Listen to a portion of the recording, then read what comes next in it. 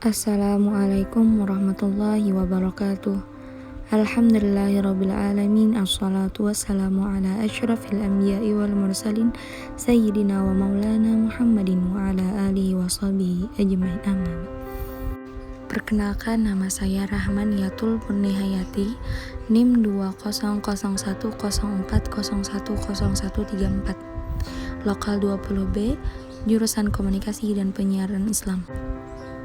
Dibuatnya video ini untuk memenuhi tugas bidal tes Sosiologi Komunikasi dalam bentuk mind mapping yang diampu oleh Ibu Rizkiatul Hasanah, SOS MSOS. Langsung saja, di sini saya ingin menjelaskan mind mapping atau peta konsep yang saya buat.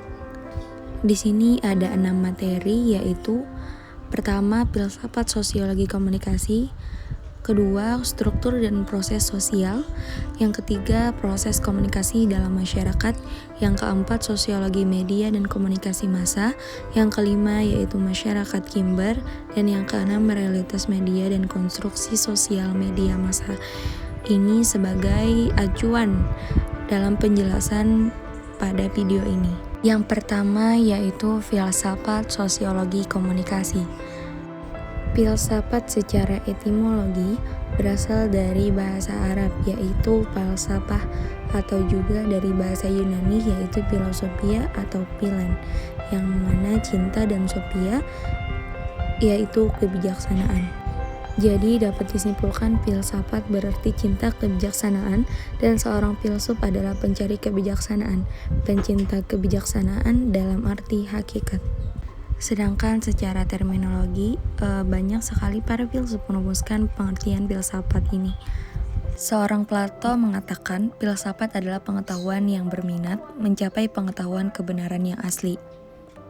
Sedangkan menurut Aristoteles berpendapat filsafat adalah ilmu pengetahuan yang meliputi kebenaran yang terkandung di dalam ilmu-ilmu metafisika, logika, retorika, etika, ekonomi, politik, dan estetika. Sosiologi komunikasi menurut Suherjono Suekanto merupakan suatu kekhususan sosiologi dalam mempelajari interaksi sosial, yaitu dalam suatu hubungan atau komunikasi yang menimbulkan proses saling pengaruh-mempengaruhi antara para individu dengan kelompok maupun antar kelompok. Lahirnya filsafat sosiologi komunikasi. Yang pertama, melahirkan tradisional konflik dan kritis adalah ajarannya tentang dialektika dan idealisme. Yang kedua, perspektif teoritis mengenai sosiologi komunikasi bertumpu pada fokus kajian sosiologis mengenai interaksi sosial dan semua aspek yang bersentuhan dengan fokus kajian tersebut, yaitu kajian tentang interaksi sosial yang disyaratkan adanya fungsi-fungsi komunikasi yang lebih dalam, seperti adanya kontrak sosial dan komunikasi. Dan yang ketiga, dalam komunikasi juga persoalan makna menjadi sangat penting ditafsirkan oleh seseorang. Materi yang kedua yaitu struktur dan proses sosial. Struktur sosial menurut ilmu sosiologi, struktur sosial adalah tatanan atau susunan sosial yang membentuk kelompok-kelompok sosial dalam masyarakat. Masyarakat tersebut dapat ditinjau dari sudut struktural dan dinamikanya. Istilah struktur berasal dari bahasa Latin yaitu structum yang berarti menyusun. Macam-macam struktur sosial. Yang pertama yaitu kelompok sosial, yang kedua lembaga perantara sosial.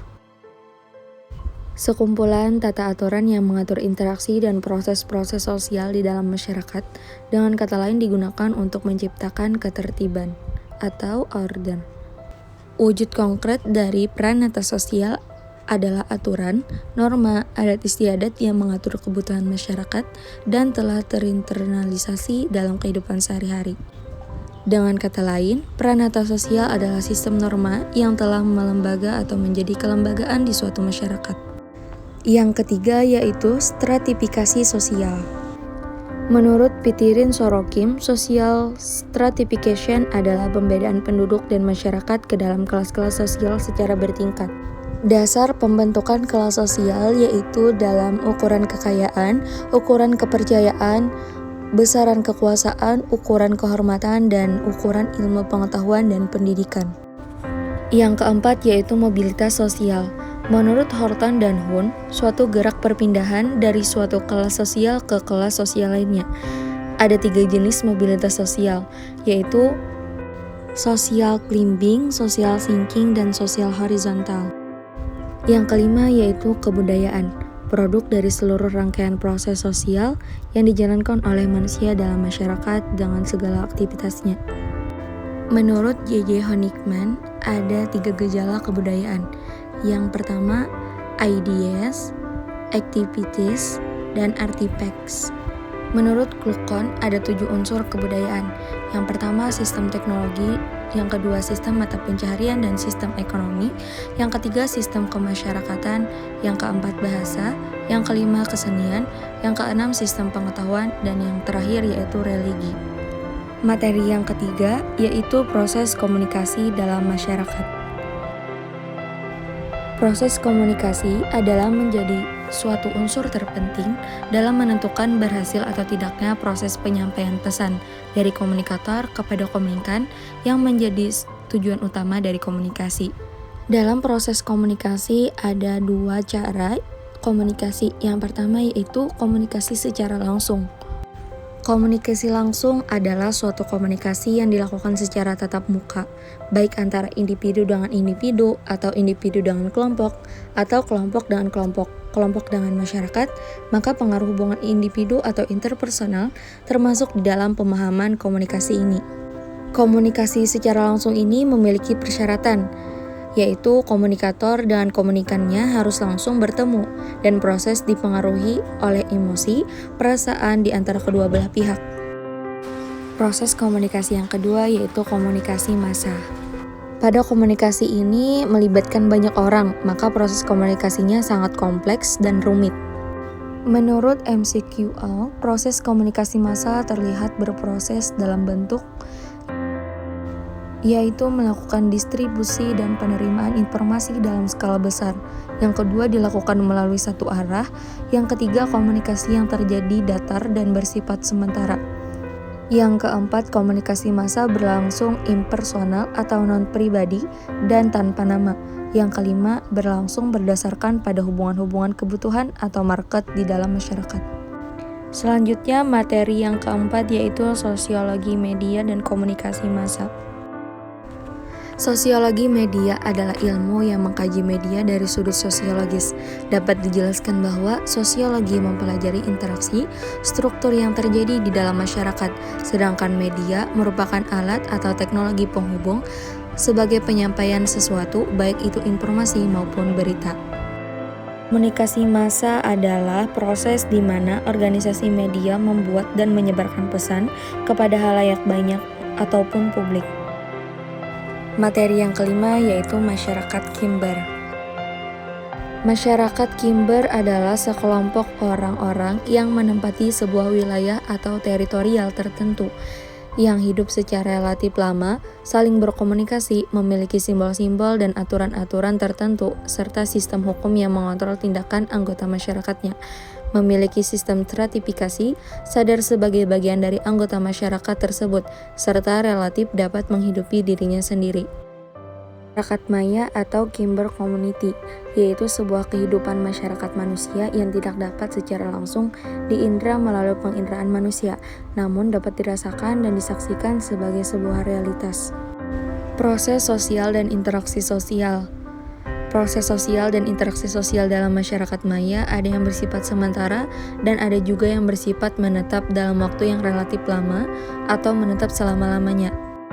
Sifat proses sosial dan interaksi sosial ini ditentukan oleh kepentingan mereka dalam dunia maya. Proses sosial dalam masyarakat Maya.